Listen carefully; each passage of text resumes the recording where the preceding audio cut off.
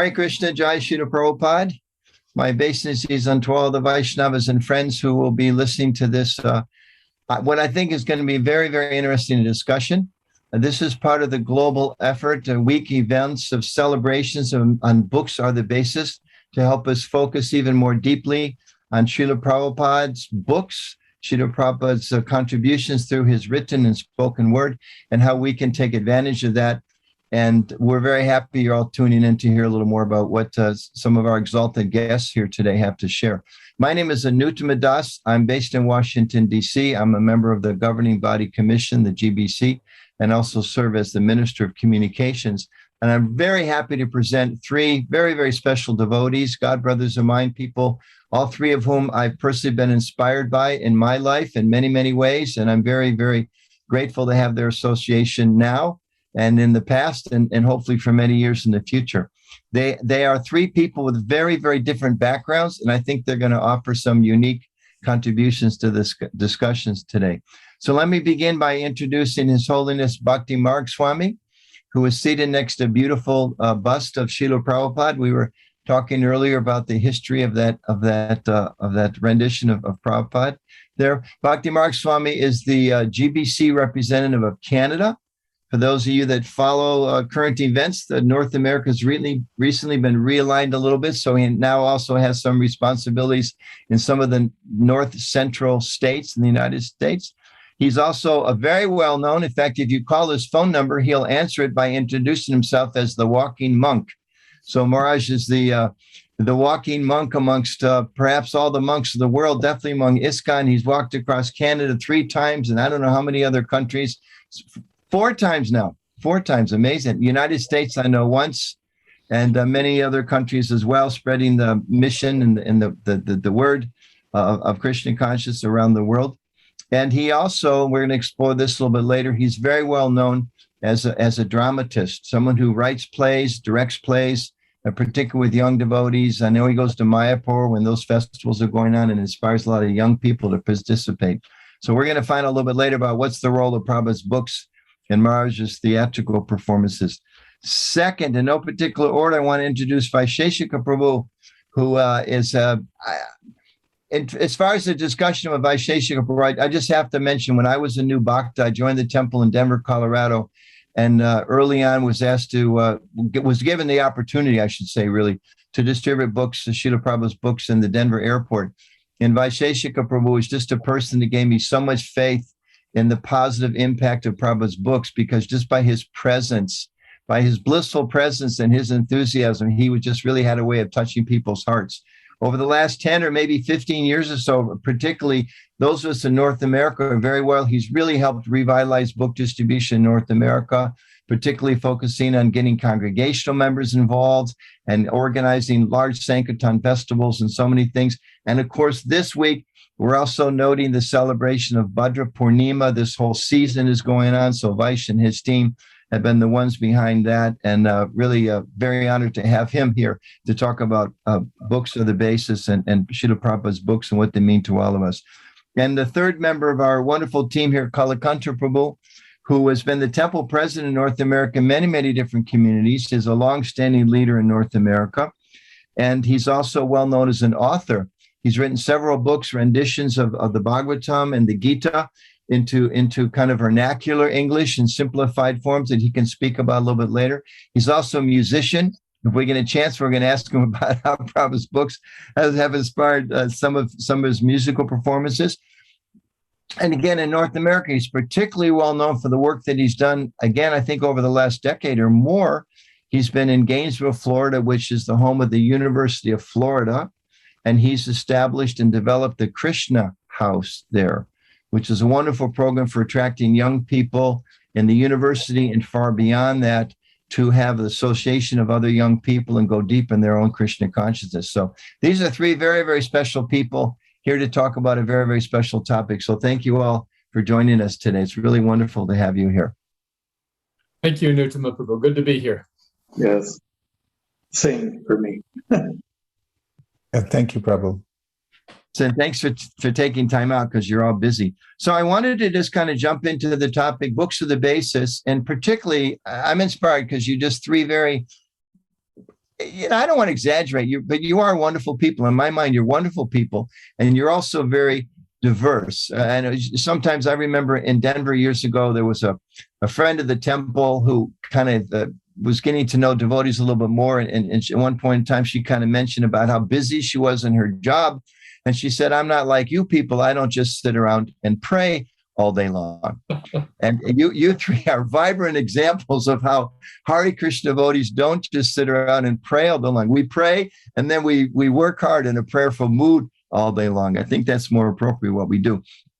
But you have very, very, very varied expressions of your Krishna consciousness. So in the context of book distribution and the Prabhupada's books being the basis of all they do, I want to ask that question. How is it individually in your lives, looking individually in your creative expression, your experience of Krishna consciousness, how is it the books are the basis? How is that played out in your life? And let's start perhaps with Vaisesika Prabhu on this one. I got introduced to Krishna consciousness through books. I hadn't ever met devotees, but I got a Back to Godhead magazine in which I saw an advertisement for more of Prabhupada's books, including the Sri Upanishad, which said that God was a person. So I wanted to look into that as soon as possible. I went to Shambhala Books on Telegraph Avenue in Berkeley, California. I asked for every title that was there by Bhaktimarga Swami. I read them multiple times, and then I joined the temple. And when I joined the temple, I thought that the guru would be there and I would just surrender and become a disciple. And they told me, he's not here, he's in India. And, he comes here infrequently, but he's in his books. And that resonated with me, and it always has. And the first time I met Prabhupada in San Francisco, and I was introduced along with several others as among a team that distributes books. Prabhupada looked at all of us and said, you must also read my books. They're not just for selling. That left an impression on me because we had a strong work ethic, especially in the early days, for staying out all day long and selling books. And I took that to heart. So that was the introduction I had to Krishna consciousness, and that's always stuck with me. Prabhupada's words about it and my own experience about how he's really present in his books, and the vibration of the spiritual world is fully available through his books. So, Vice, maybe I'll go to the other two devotees here.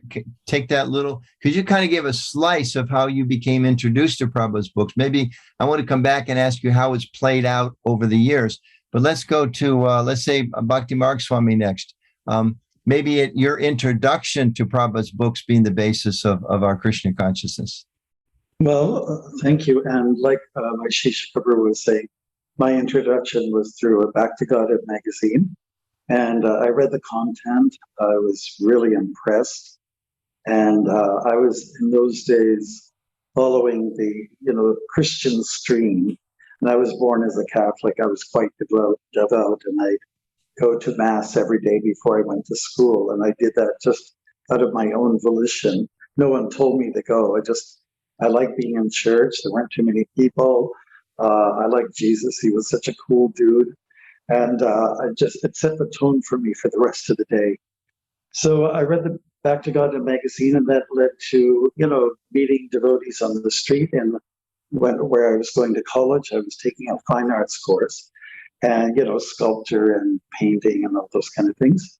And I met the devotees. I invited them to my place just to see another angle, another version of spirituality. And they just really impressed me. And I thought, hey, these guys are quite Christian-like. And maybe there's a message that resonates for everyone, that speaks of transcendence. And we don't have to have these big institutional walls to divide us so much. So I also felt that the devotees were the ones that were following what they were talking about and what was in the books. And I remember that first morning, a devotee by the name of Vishwakarma, he was giving a class on the Bhagavatam, and everything that he said was so right on from what I embraced as spirituality.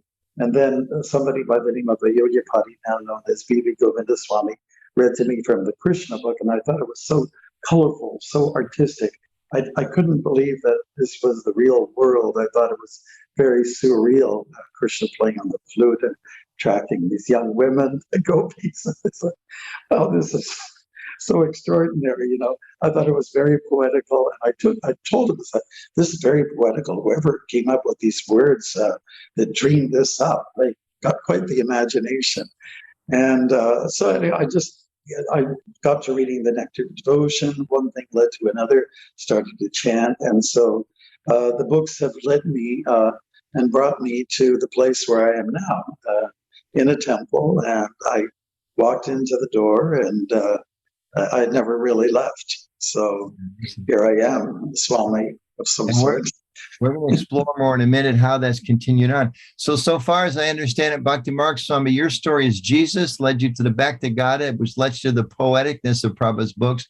And Vice Prabhu, somehow a devotee led him to the Shambhala bookstore, and that led to a full set of whatever was available in Prabhupada's books. And from those points, so much has come forward. Kalakantha, did Muhammad bring you to Prabhupada's books? What's your story? Which was your? We got Shambhala, we got Jesus. How were you led here? Hey, don't forget George Harrison.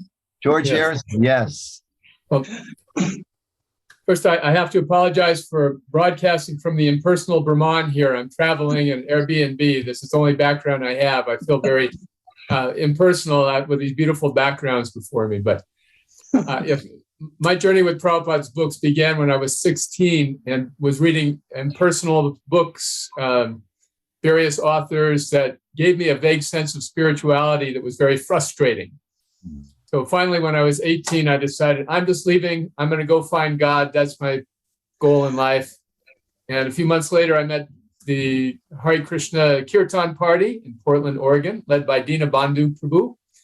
And he sold me a Sri Ishopanishad, which I read and then came to the temple. And they had a very tough vetting program in those days. I said, can I move in? He said, okay. That was it. And the temple there in Portland, just a small temple, but it was all structured around Prabhupada's books. We would study Bhagavatam in the morning, then Ishopanishad after that, the Nectar Devotion, Bhagavad-Gita, and in between go out for Harinam and book distribution. And that was my life for those very formative years. Finally, in these books, I was finding the techniques of spiritual life that had eluded me in my previous readings. Some so tangible, so specific, and so consistent. So that was how Prabhupada's books have become the basis of my spiritual life. I'm just reflecting. It's real quick. Then I want to go back to Vaish. I remember I was living in Ann Arbor, Michigan, also kind of looking for some spiritual direction and going to this retreat, that retreat, Zen centers. I went to hear some yogi speak, and he spoke for about 45 minutes. Know yourself, know yourself, know yourself. And I kept thinking he's building up to the grand finale. At the end, he's going to tell us who myself is, who the self is. And then the curtain came down. That was it. So Kalakantha, when you talk about Prabhupada being tangible, consistent, practical, I think that those are really three beautiful words that helped make that connection for all of us. Vaish, let's go back. You gave us the history. Tell us a little more in your life. You know, you've been distributing books since you were 16, I think, or so, and never stopped. And it's just expanding. How is this books are the basis? How's it played out after that initial introduction to Krishna consciousness and the temple there? How's it played out a little more through your life, particularly today? How's it impacting what you do? Ever since I started reading Prabhupada's books, it feels natural to read them every day. It's the culture that was inculcated in me when I joined the temple, which was fine with me because that was already my tendency. I felt at home with Prabhupada's books. And in our community here at ISKCON of Silicon Valley, I found that although people can't come every single day because we have a householder community, if they have sufficient contact with Prabhupada's books and a few other practices, which are listed by Chaitanya Mahaprabhu to be among the 65 out of the 64 that are especially potent, then one can do quite well in spiritual life. I would say that the vibration of Prabhupada's books are the primal sound or the primary sound of ISKCON. That's the genesis of everything for us. And organizing, for instance, times when people can come together and hear for sufficient amounts of time is very helpful, especially with the youth. We have Youth Jam that's evolved over the years because we have lots of kids here who apparently grow up after some time. And some, from the time that they're very young, coming together, yes, a lot of youth like kirtan, but they also like to hear from Prabhupada's books if that's what's inculcated. And so we started getting together after the Sunday program. That is myself and a bunch of kids. No other adults allowed, so there was not much encumbrance, the parents looking over the shoulders. And then we'd do some kirtan and then a lot of shlokas from the books, and then reading from those shlokas, what do they mean, and then cross-referencing. And when the youth, starting at 5 years old and upwards, get used to that culture, it becomes part of their lives. They think like that. They become Shastra Sunipuna. They start to know how all of these books, the Bhagavatam and the Vedanta Sutra and the Bhagavad-Gita, where they came from, how they all hang together, and they can quote from them. So that emanates outwardly into the community. Of course, we do that with the adults also, but this is an anecdote from a day in the life of that is very helpful. It's just taking the time to sit and read with the youth. So that's something where, as a community leader, you've seen this underlying principle of the primary sound, as you described in Prabhupada's books, how to have that manifest in the community today is something that's carried forward from your experience of Prabhupada's books and the potency that's there. Correct. And it's the genesis of book distribution, because if you don't know what's in the books, why would you be interested in distribute them? In other words, if I'm not getting some experience that this is helping me by hearing from these books, from reading them, why would I go offer them to somebody else with enthusiasm? But I do find that sometimes people go out to distribute the books having not read them very much, and then they get curious, like, what's in them anyway? Because people seem to want to buy them. It reminds me again, just a quick story. I remember again in the Denver airport some years ago, some pilot stopped and asked one of the devotees, challenged him like that. You don't even know what's in these books. And he said, well, why don't you try me? And he gave him a Bhagavad-Gita, and he flipped it open. He said, okay, whatever, 7:18. And he recited the verse. Flip another, 17, 7, whatever, 12th chapter, 4th verse, just at random. And the devotee, like 4 or 5 in a row, he knew the verses. And the pilot was impressed. I don't remember if he took a book, but I'm sure he changed his opinion, seeing that how well substantiated the devotee's faith was in books. Let's go to Kalakantha this time. But tell us how, again, this theme, books are the basis. How has that impacted the programs that you've created in Krishna House and maybe your own expression of Krishna consciousness in recent years?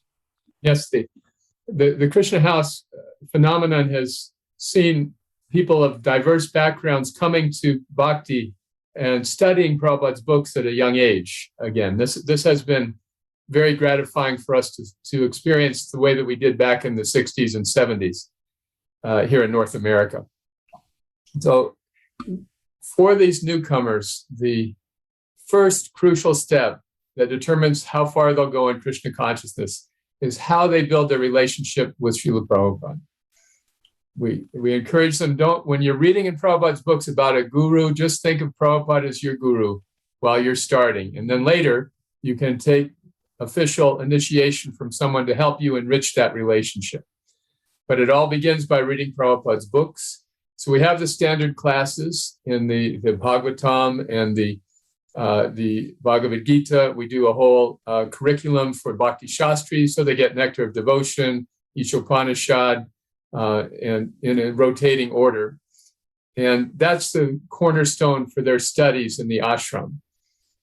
Then, on top of that, we begin to encourage them to form study groups, or at least read amongst themselves in teams, if possible. Chanakya Pandit says that travel is best done in groups of 3, eating alone and reading in groups of 2. It's like a study buddy system. But I do want to say, as in this experience of having hundreds of young people getting introduced to Prabhupada's books, we find that many people have study propensities, but others don't. Some people just are not particularly good readers. So what is their relationship with Prabhupada's books? So I heard a beautiful story I'd like to share about that. 2, actually, if you'll allow me. There was a sadhu who was giving lectures, Bhagavad-Gita, and afterwards the lady approached him and said, "I love hearing from you, but I just don't retain anything. Can you give me any advice?" And he said, "Yes. Tomorrow, bring me a basket full of Ganges water, and I will explain to you." She said, "A basket of Ganges?" Yeah, just bring me a basket full of Ganges water. No question. Just bring me a basket. So she came the next day with a wet basket, said, "Maharaj, I tried and tried and tried. I couldn't get any water to stay." And he said, "Yes, but now your basket is clean." So the point is, whether we retain or not, we teach the devotees, just hear, and you'll be purified. The effect will take place. One more brief story in this regard, that for those who are not very studious, you might find this inspiring. Some years ago, I had the fortune to be with Tamal Krishna Maharaj and Sridhar Maharaj on Jayananda Prabhu's disappearance day. So they were telling stories, and Sridhar Maharaj said, "One day, I sat down with Jayananda Prabhu to say our noon Gayatri, and after 30 seconds, he popped up. And so when I finished, I said, 'Prabhu, that was the fastest Gayatri I've ever seen.' And he said, 'Yes, I can't remember a word of it.' And so then Tamal Krishna Maharaj said, 'Well, I was there when Prabhupada was explaining to Jayananda, teaching him the Gayatri mantra.' So he would go over one line and ask Jayananda to repeat it. And he went back and forth for half an hour. And finally he smiled and said, 'It is hopeless. But because you are sincere, whatever you say, Krishna will accept it.'" Beautiful. So we take the students as they are, and those who are scholarly, we encourage them. Those who are not so scholarly, we encourage them. Just keep hearing and associating with Prabhupada through his books. Wonderful. That's beautiful. Maharaj, share some thoughts with us. And I'm still going to go back because I want to go back with Kalakantha and ask a little bit more in a minute about how the books have inspired him with his songwriting, his writing, his personal writings and things like that. But so far, they're kind of talking about how it's impacted their work with the community, which is beautiful. But I also want to go back to their personal stories. I'm going to come back to you both in a minute. So Maharaj, some thoughts from your side. You've been there in Canada for a long time. I failed to mention in the beginning, I don't think I mentioned, all 3 of these illustrious guests are direct disciples of Srila Prabhupada, and all 3 of them are initiating gurus in ISKCON. So they've taken that responsibility of accepting disciples themselves. So again, very special devotees who are blessed to be with here today. So Maharaj, please. Well, I would like to say that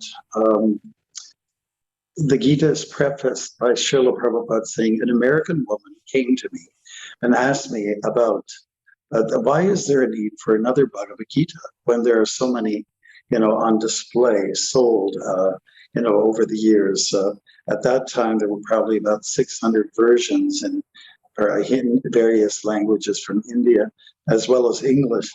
And Prabhupada said he felt there was a need for it because although there are different renditions of it, there was a failure on the part of many of the authors to not present the spirit of the Gita.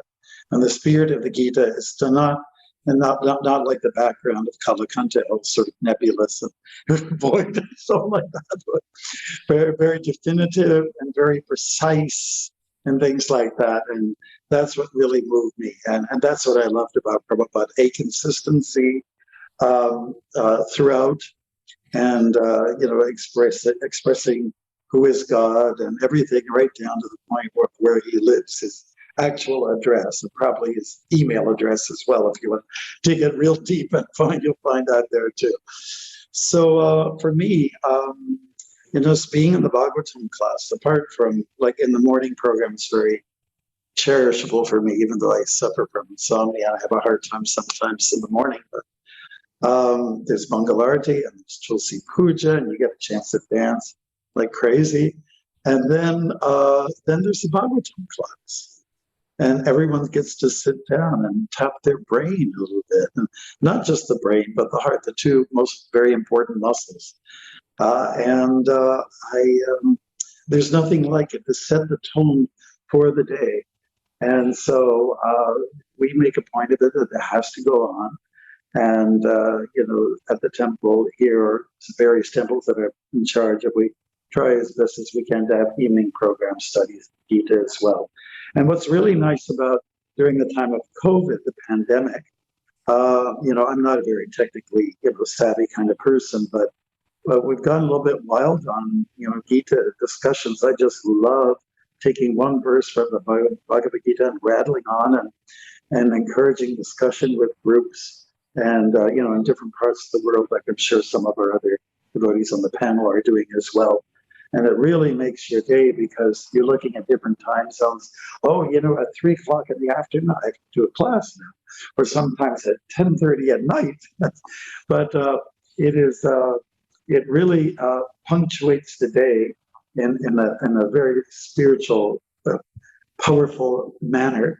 And so that's one thing I would say that's in favor of the current times, with the Bhagavad Gita. And I guess people, it's a little more interactive in this manner, and you get a chance to read. And I prefer to go through every verse, read out the Sanskrit and then the translation, and then go meticulously through the purport by Srila Prabhupada. And naturally, people have questions in regards to some of the statements that are made that might be, let's say, controversial by nature. So now you get a chance to give a purport to the purport. You try to explain best you can in the current context what this might mean and how it fits into today's world. So that's how the books have impacted me. I must admit, I don't spend a lot of time during the day reading, but when I do sit down, I really take that Bhagavatam class seriously. And to complement that, we always read something about Prabhupada, about the author, like memories. And we get together with the boys here in the ashram, and we read the memories. So it's not that you just read the philosophy, but you also have the living example, the Bhagavat person who's breathing it and living through it. So we find it a nice complementary kind of program that way.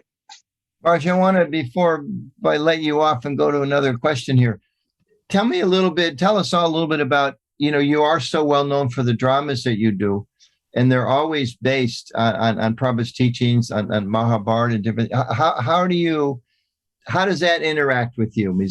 How have Prabhupada's books played a role as the basis, and have they played a role as a basis in your wonderful dramatic presentations? Well, very much. I was always interested in, I came from a farm in the country. There was no theater around.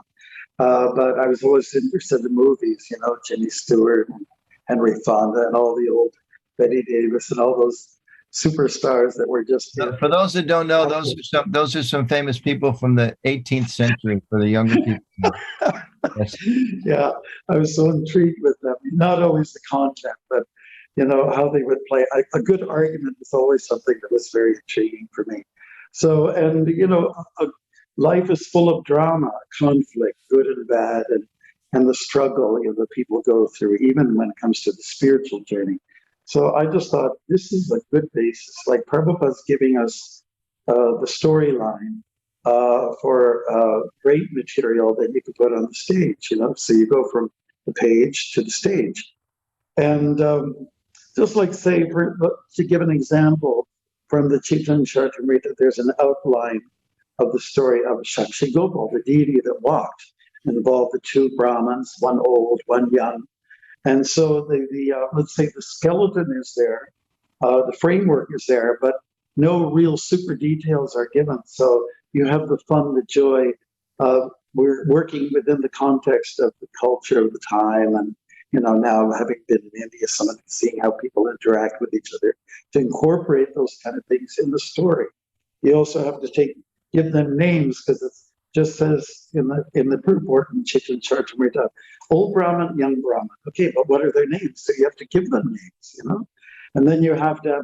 There was definitely a major opposition from the old Brahmin side to have their girl, the daughter of the old Brahmin, being married to the younger Brahmin, who was quite illiterate and didn't come from a super well background family. And so you have to come up with an argument, a kind of a realistic, back and forth dialogue that makes it fun and relevant. And yeah, I can relate to that. That's a real good story. So it's fun. The books really have been the foundation or the basis. Yes. Of all these beautiful dramatic presentations that you've done. I like that, what you said, from the page to the stage. That's a beautiful concept. Yes, and let's not forget that Prabhupada once said in New York, after he saw a drama of Rukmini being kidnapped by Krishna, he said, the play is better than the book. So, but the foundation for the dramas are the books, and it is the skeleton, it's the bones, and you put some flesh on it, and then it becomes like full and complete. And it was something Prabhupada wanted us to do. He loved the dramas, So without these books, you don't have anything, Yeah. And I'm so grateful to our God brothers, like Krishna Dharma, for instance. He's one of our devotees in ISKCON, who's a great author, and Mahabharata and the Ramayana. He writes so well; it flows so beautifully. So it especially accelerates interest in me. Okay, I get very inspired by those kind of writings, and I'll pull stuff out of there to throw into the work, into the script. And it's always important for me to bring out elements of how important relationships are, not just between me and God, but also between me and or like in the case of a spouse, or with your brothers, family members, friends. And we always try to bring those elements out, that it's not just purely religious overtoned. Yeah, and certainly those are very powerful themes throughout the Bhagavatam, throughout the Chaitanya Charita. See the relationships between devotees and their struggle to become devotees, and their struggle with family members. I'm thinking of Vidura struggling with his elder brother to become a little more, give up the and all of that. Yeah, lots of that is there. Vice, let's go back to you. Certainly, looking at how Prabhupada's books are the basis. Tell us how, with you, it's just an obvious connection, but I want to hear a little bit more from you, how that experience of how Prabhupada's books changed your life, how it so much motivated you to really make this the core of what you've given your life to in the last so many years. And it's not just you going out and distributing books, but really you inspiring other people to distribute Prabhupada's books. So help us understand that inspirational bit, because I think what we're looking at in part here is how Prabhupada's books can be the base of everything that we do in life when we Krishnaize it a little bit. So tell us how it's working wonderfully for you. It helps me to conceive of fulfilling Prabhupada's instruction to read his books. It's easy enough to look at all of them together and feel overwhelmed and think, how could I possibly read all these books? In fact, if you look at the thinness of a page, you might say, well, it's impossible because, how could you ever get anywhere? It's almost like Zeno's law says you can't get anywhere anyway, because you have to go infinite number of halfway points. And so if I look at one page, I might get discouraged. And at one point I started thinking, how can I read all these books regularly? And I heard a talk by an organizer, a motivational speaker. And he said, any task that you divide up into smaller parts can be done very easily if you just do it consistently. And that made a light go off in my head. And I then realized that there are a finite number of pages in Prabhupada's books. Mm-hmm. So I worked together with another devotee and counted all the pages in every one of the books. and listed them. Then we divided it into time periods. For instance, how many pages would I have to read per day if I were to finish all of Prabhupada's books in a year, or let's say Bhagavatam? And it turns out there's a number. You can say what it is. And here I'm going to say it. It's 41 pages. Please. 41 pages a day. 41. 41 pages a day. You'll finish the whole Bhagavatam with a day to spare. And all the other books, you can apply the same principle. So I made a little chart, and I found out it was very popular. It was just on a card. I used to give them out after classes. In fact, I once got mobbed in Vrindavan. I said, I have a little chart, a little gift for you. And the Vyasa-san was being pushed across the courtyard. And then we made it into an app. So it's available on iOS and also for Android. And it's called Be a Sage, page by page. And if you go on there, you can dial up any of Prabhupada's books and then say, I want to finish this in, say, a month. How many pages do I have to read a day? And then get a reminder. So I like to do that because it keeps me, it becomes part of my daily sadhana to do that. And then I just mark it. I make sure I mark it down, and I put a little, if I'm reading from a paper book, I put a little sticker, the kind of flags that you can buy from the stationery store, and I write on it with a marker 41, and then I just move it 41 pages forward, stick it in, and say when I reach the marker, I've done my rounds for the day. In the book, Sankhya Purvaka, if I don't count it, then the mind will trick me and say, oh, you read these when you were young. You don't need to read them anymore. So I take it as a daily discipline from my own practice. And I've introduced that to plenty of other devotees who have found that there's a great power to reading Prabhupada's books every day. It seems to, as a manager, I realized early on that it wasn't me. It was the way of the world, that I'm constantly dealing with problems and issues, and most of them intractable. And therefore, I need a refuge somewhere. And I find refuge in Prabhupada's purports and obviously the Bhagavatam and the Bhagavad-Gita, to be able to go to higher ground in my mind and be able to deal with all the problems that come up by developing a higher context through reading Prabhupada's books every day. Wonderful. Thank you. I'm taking some notes here. In a few more minutes, we'll come back and add maybe to what you've already, the three of you mentioned, about some tips about inspiration, and also a little bit some techniques, how to motivate ourselves and be clearly focused on the benefit of studying Prabhupada's books in a systematic way. Kalakantha, I would like to hear from you, because I know you've written a lot of things, and clearly based on the principle, Prabhupada's books are the basis. You've also even written a few songs. I think those are also inspired by your Krishna consciousness, no doubt. Perhaps also one or two maybe directly from Prabhupada's books. So share a few thoughts on your creative activities and their basis in Prabhupada's books. Thank you. May I first just ask Vaisesika Prabhu, how long does it take you to read those 41 pages? Average of 1 hour and 4 minutes per day. Thank you. Sometimes a lot shorter, sometimes a lot longer. So that's the average mean. Thank you. I was appreciating Bhaktimarga Maharaj's description of extracting art from Prabhupada's books. And there are many instances where Srila Prabhupada indicated this was a foundational purpose of his writing, to inspire and accommodate people in a variety of fields and disciplines of science and sociology, as well as the arts. So for me, I have a particular inclination towards writing poetry, and I took inspiration from Prabhupada's Guitar Gan, which he wrote sometime in his earlier life and published in 1973 through BBT. This was a Bengali rendition of Bhagavad-Gita in poetry, in rhyme and verse. Our Vedic texts are all in meter, or most of them, and adding the rhyme gives it a sense of formality and structure.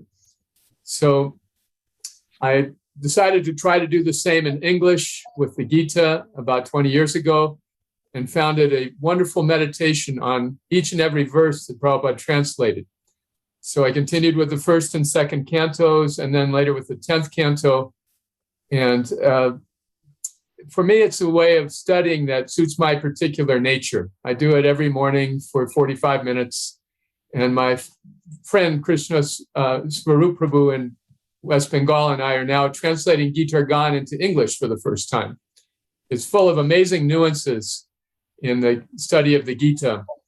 For example, Prabhupada says, control your mind. He translates from the 6th chapter. Control your mind, make it your friend, or it will be like Hiranyakashipu. So things like this that are expressions of Prabhupada's ecstasies give me great joy. I feel each morning like I'm associating with my spiritual master. Now, I wanted to, in that regard, share about reading Prabhupada's books from a different angle from Vaisesika Prabhu's very systematic approach, which I appreciate tremendously. But we were all book distributors, right? All back in the 70s. I first met Bhaktimarga Maharaj in about 75 or so, and he was out doing traveling Sankirtan in a van in Canada, and I was quite impressed. And I first met Vaisesika Prabhu at the San Francisco airport around the same time, when he was stopping people saying, excuse me, sir, all glories to the Sri Krishna Sankirtan, which cleanses the heart of all the dust accumulated for years together. He brought the same line to Denver. I think there's no borders on that line. So back in my traveling Sankirtan days, I traveled with two wonderful devotees, Mahabhuti Prabhu and Ganesham, later Bhakti Tirtha Maharaj. And Bhakti Tirtha Maharaj was a very meticulous scholar, a Princeton graduate, and he would rise early each morning and read Prabhupada's books with great regularity. Mahabhuti, on the other hand, was less scholarly inclined. And so he asked Srila Prabhupada one day when we were on a morning walk with him, Prabhupada, I'm not a very good reader. How should I read your books? And Prabhupada said, whenever you have any time, open any one of my books on any page and just read. He said, sugar tasted on any side is sweet. So for Mahabhuti's nature, that was Prabhupada's prescription. For those who are more organized, there are other ways and really more comprehensive ways according to our nature. But the point is that Prabhupada's books are the basis of our spiritual lives, however we may be able to approach them. And I really found dealing with young people that because of their different natures, the encouragement to just associate with Prabhupada through his books is the constant, in spite of their various abilities and inclinations. Wonderful. Let me just pick up on that. You mentioned about young people there. I'm thinking of some of the obstacles that sometimes we face, and as we all know, reading in the world today, although I think sometimes they say Vice probably knows book sales, I think, are as high as they've ever been. At the same time, you look at stories online. I mean, I look at newspapers online. Sometimes their stories are getting shorter and shorter, and people don't have the time that they say in the past to read. You see a lot of young people, they do all their reading here, and you wonder if they're reading because a lot of times they're just, that's how they pick up on the world. They've got 800 friends and they spend about a quarter of a second with each one to see what's going on. So that's a bit of a challenge when we present someone, here's a 400, 500, 800 page book. So let's go Kalakantha first this time, because you're working so much with young people. Is that an obstacle, and how do you overcome that challenge and that obstacle? We've addressed this challenge by structuring our preaching presentation as an academic curriculum. And we take the Bhagavatam, for example, and we condense it or select verses and purports to study over a specified period of time. So we do 2 cantos per semester, 3 trimesters really per year, like a college, winter, summer, and fall. And then we covered a specific curriculum so that they know if I stay for 3 months, I'll have at least an overview of these 2 cantos. And that way in 2 years, if they stay with the ashram program, they'll say, okay, I'll have at least become acquainted with the contents of the entire Bhagavatam just through the morning classes. So this is not as comprehensive a study approach, but it is one that's appealing to especially those who are of college age. They relate to the idea of, okay, I'm going to finish a certain study period and a certain study goal in a specific time. So that's one strategy we have used effectively. So especially with younger people who are inclined to want to understand spiritual knowledge or specifically understand Krishna conscious Prabhupada's teachings, by having an academic program that's going through systematically, that helps kind of get over that hurdle. Vaisesika Prabhu, I'm sure with your direct book distribution to the public, you meet a lot of young people. I'm sure you regularly hear, oh man, I don't read anymore, or whoa, that book's too thick. Or how do you respond to the man or woman on the street who might raise that challenge? It's important to set up times and places where people can come and sit comfortably in a safe environment, which means they feel like they resonate with the people. They're not going to be judged. And then just hear together. As hearing from Prabhupada's books is as important as reading them. So I'll give you a couple examples. One extreme example, every year I go to India and I go to Govardhan. It's a sequestered area at the Bhaktivedanta ashram, so we can stay on track. And we read from Prabhupada's books 5 hours a day, and lots of young people come. And they'll just sit in the room, and some of them in the courtyard. So we have good speaker systems. That's also a must for hearing and chanting. You get high-end sound equipment and make sure you're not chintzy and like echoey equipment because you couldn't spend the extra few dollars. And then we are on a regimented schedule. Again, we hear for 5 hours a day. Again, this is extreme, but we find transformational experiences. That is, young people who have transformational experiences. They come and they listen in that environment. They get used to the culture. And one brahmachari, after we had a long hearing and chanting session from the 4th canto, he came out and he said to his spiritual master, who happened to be there also, he said, "What was I thinking?" Meaning, what was I thinking about coming to the material world? It's that profound of a transformation. And another example of how this works well is, recently, I went to Los Angeles and I just told Savas, how about if I just set up a little mandap on the lawn in front of the temple and a bunch of chairs and a sound system. And for a few days, I'll just read Prabhupada's books out loud. It was very well attended. And we just read. And at intervals, we'd stop and discuss. And lots of young people from the community came and they just listened and they felt good about it. And last little practical point is that one of the ways I find to be especially edifying in reading Prabhupada's books is to be near the whole library, have access to it. That's why we always keep a whole library in the temple room. And while we're reading, when we come to a point that's interesting or we find to be especially profound, which I guess is the same thing, we would say, where does that take us elsewhere in Prabhupada's books? And for instance, Prabhupada would quote from something, and then we'd pull that book out and look at that reference. And after an hour or so, we'd have 5 books out. After 2 hours, we'd have 10 books out. And it goes in a round discussion where people say, this leads to that, that leads to this. So it's not so linear, but it's more taking the theme or the thread rather. And one of my favorite purports in that regard is in the Adi Lila, chapter 1, where Krishna's Kaviraj quotes Tesham Satata Yuktanam, that's 10:10 in the Bhagavad-Gita. And then Prabhupada's purport, he says, devotees come together like professors, discussing their particular theories of science and so forth, and back and forth. And a phrase, not in that purport that Prabhupada uses elsewhere, is discuss thoroughly, threadbare.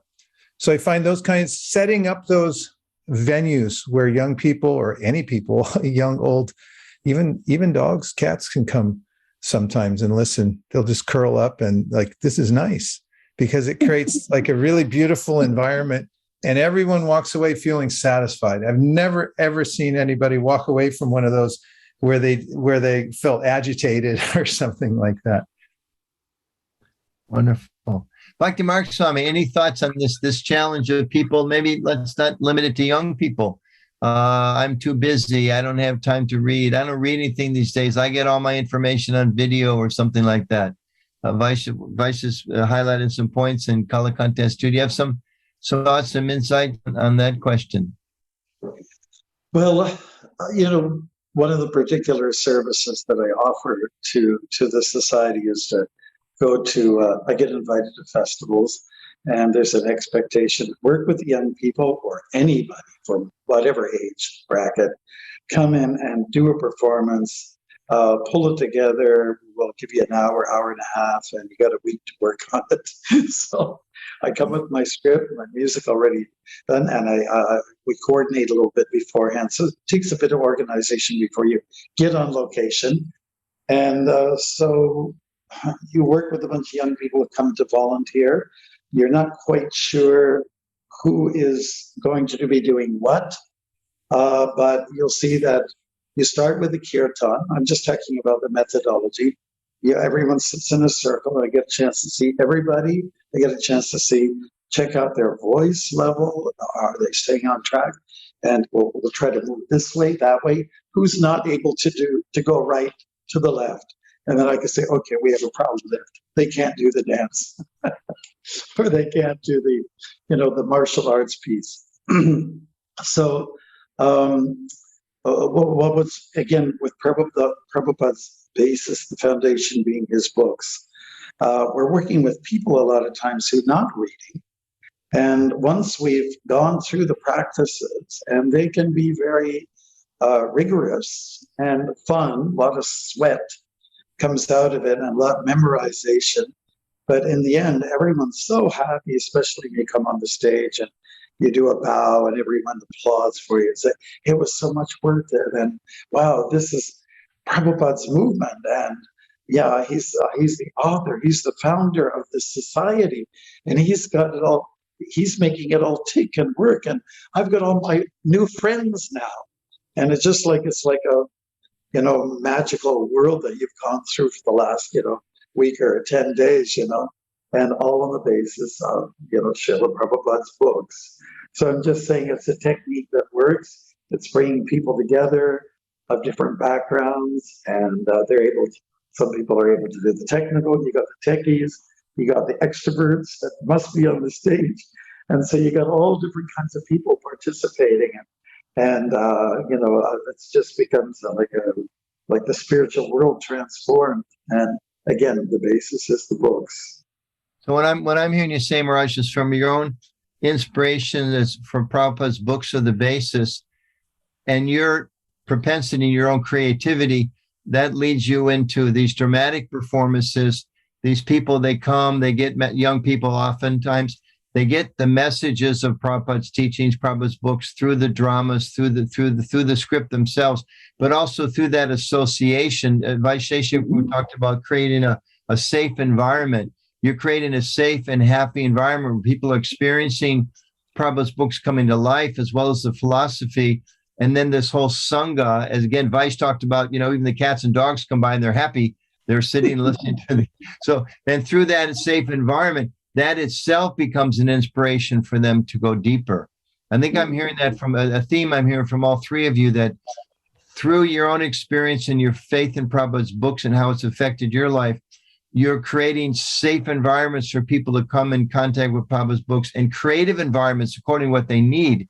Young people, married people. Vais talked earlier about 5-year-olds. Maharaj is talking about, teens and young adults.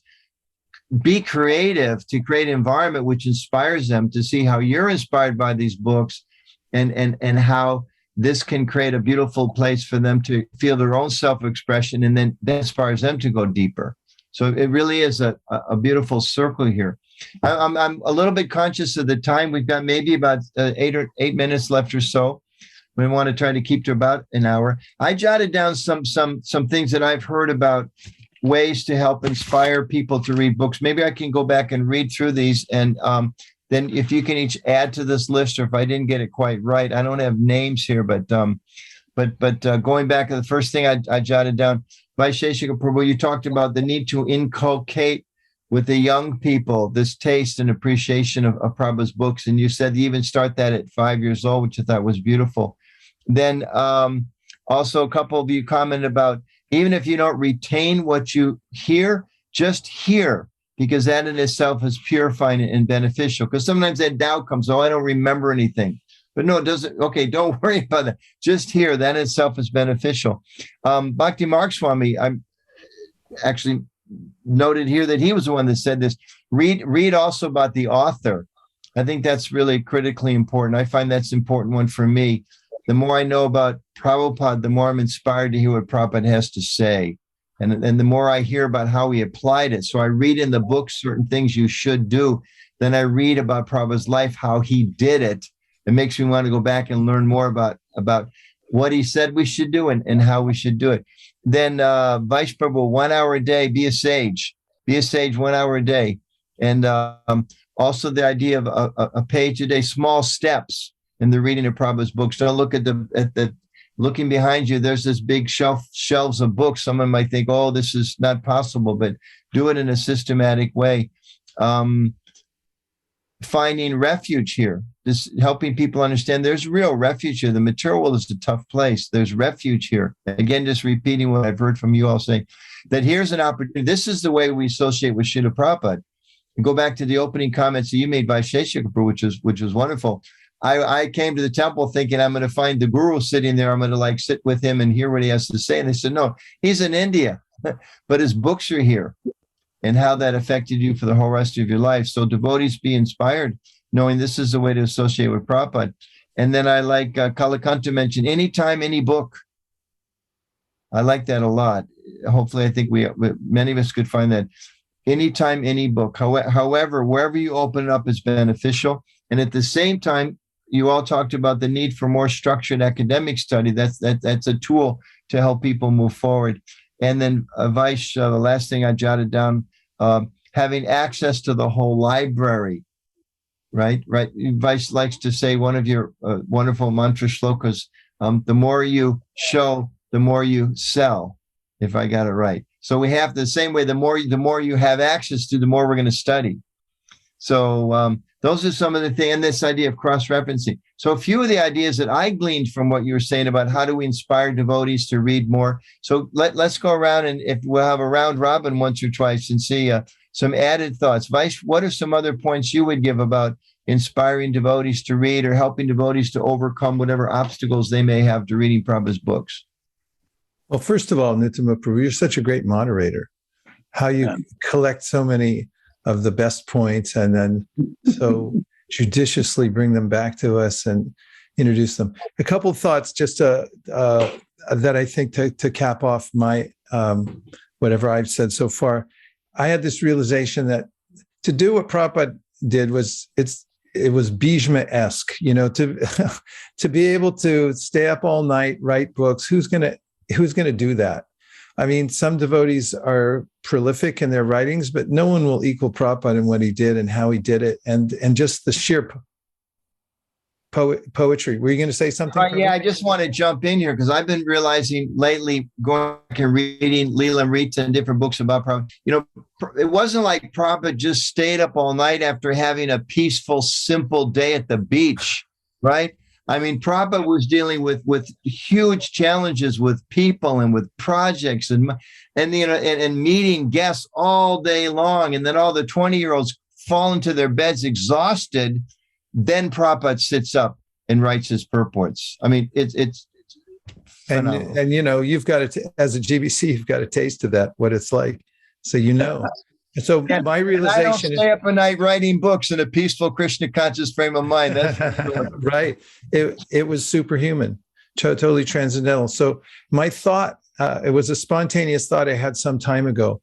So hopefully it has some efficacy. But the the same type of energy that Prabhupada put into writing his books. At least I can try to follow in the footsteps the way one would follow in the footsteps of Dhruva Maharaj eating leaves and so forth. I can't imitate that, but I can try to follow in the footsteps to put the same type of energy into reading them, because that's what he asked me to do. I also advocate for writing as well, because it helps to clarify one's thought process and assimilate the books. But specifically about all of Prabhupada's books, the canon that he left us, I think about, like, let me try to come up to that level of intensity as far as I can in my capacity. And then just the last point, which is a detail you said about, I mentioned 5-year-olds.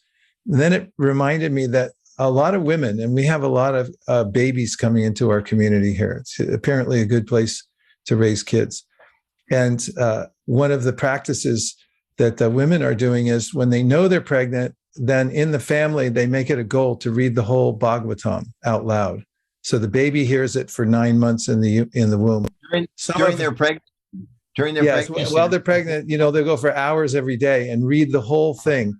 And when the babies come out, it's first thing they say, Om Namo Bhagavate Vasudevaya. And I'm not kidding you. It's true. We have film of it. So, not exactly on the birthday, but like maybe not the first weeks afterwards, they're sitting there in a lotus position going like, Narayanam Namaskritya. And it works. So mothers are very motivated. At least, I know some parents, they want their child to be a pure devotee, and that's the way to do it. Wonderful. Interesting. That you mentioned earlier our canon of Prabhupada's books. And I'm thinking, at least two versions of the meaning of canon. One, that it's our philosophical foundation, the scriptural writings, but also canon in our war against Maya. It's a canon. Our Prabhupada's books are canons for us in those two different ways. Kalakantha Prabhu, 1 or 2 additional tips you would give. We've just got a couple minutes left here to increase our reading of Prabhupada's books. Well, one of the issues with reading, of course, is that there are so many ancillary books, along with Prabhupada's books, that devotees would love to read. So how do we balance the priorities? And of course, it's, as everyone has been saying, it's absolutely essential to associate with Srila Prabhupada daily through his books. That's a must. Beyond that, for my experience at least, I advocate reading Lilamrita as a top priority after Prabhupada's books. And in Gainesville, we read that aloud over lunch every day so that the devotees can assimilate Prabhupada's life gradually without having to take extra time for study. That has an amazing effect of increasing the appreciation of the devotees as they're reading the purports, especially in the first canto. Before there was an ISKCON, when Prabhupada had one casual disciple and virtually no money, he was writing. And then the same voice is coming out after all of the development of ISKCON. That consistency is incredible. The struggles he went through are incredible. All of these insights into Prabhupada's life increase the appreciation of the reader of Prabhupada's purports. So that's one extra tip I would stress. Thank you. Thank you. As I think Vice said earlier, know the author, be inspired by the author as well. Beautiful. Bhaktimarga Swami, a last comment, suggestion, recommendation on how we can inspire ourselves and others to study Prabhupada's books. I think almost everyone on the panel here was talking about retaining information and versus it coming in one ear and going out the other in this world of mass distraction. So I believe that there's time that's needed to really sit down, with the scenarios that Vaisesika was describing, sitting down and going through, meticulously reading and discussing. I think there's a need for that. And I also thought many times I'm sitting in the Bhagavatam class, hey, we should turn this into a play, or we should do a painting of this, we should go for the artistic expression, kind of breathe out what we just breathed in. And then you can retain it a lot better. For the young people, they're at a stage where they like to flaunt. So get them on the stage, but give them the background of the philosophical content.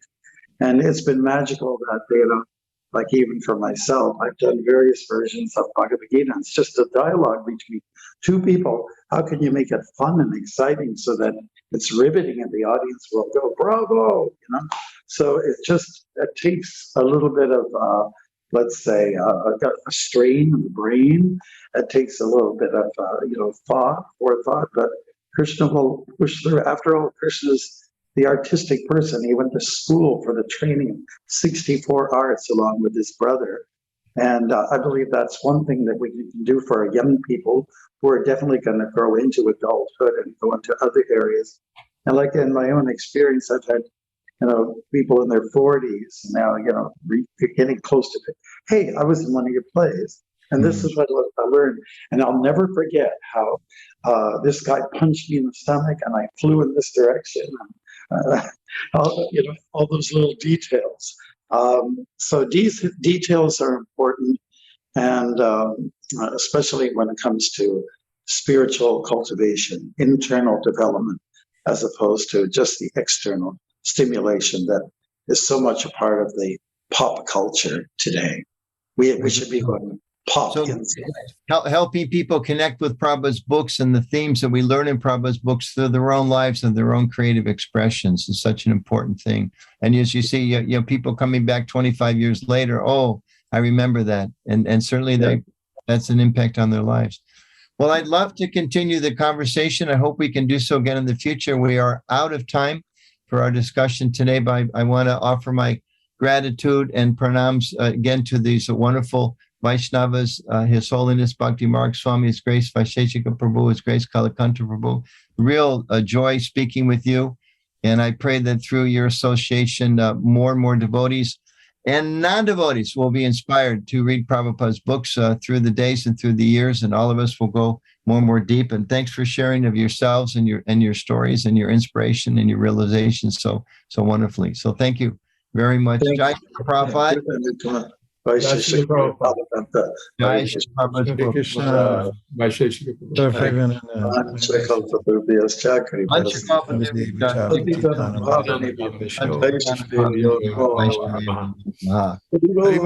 Vivo.